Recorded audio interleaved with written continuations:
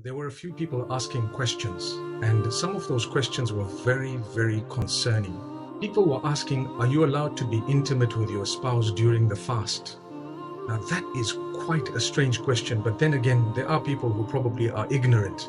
Fasting from dawn to dusk means you abstain from food and drink, you abstain from foul language and so on.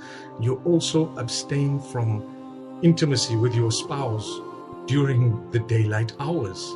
Now, that which is haram and prohibited is obviously haram inside and outside of Ramadan.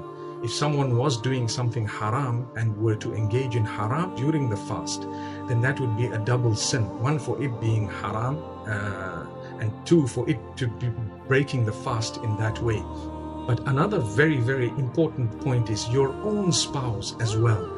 You cannot have intimacy with your spouse during the daylight hours of Ramadan. At night, it is permissible. The Quran expressly mentions the night and says that it is permissible. So it's not like you have to stay away from your spouse for the entire month.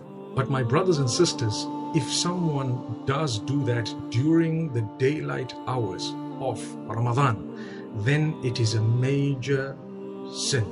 And in order to compensate for that, you would have to fast 60 consecutive fasts after Ramadan and seek the forgiveness of Allah subhanahu wa ta'ala. So it is something that people don't like to discuss, but it needs to be discussed. Someone also asked in the live session, is it permissible to masturbate during the fast? Does it break the fast?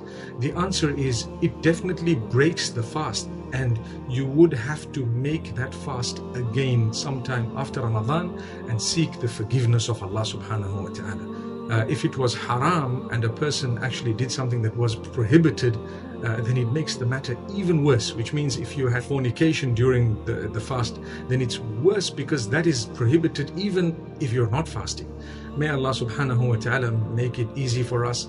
These are the days of Ramadan. They're supposed to impact upon you. You're supposed to develop your relationship with Allah. Take them seriously and engage in some form of extra act of worship, even if it is just dua. So a question arises, what is the best supplication I could make? The best supplication you could make is to seek for the forgiveness of Allah subhanahu wa ta'ala. Seek the forgiveness by saying, Allahumma innaka afuwun tuhibbul afwa fa'fu anni. Oh Allah, you are most forgiving, you love to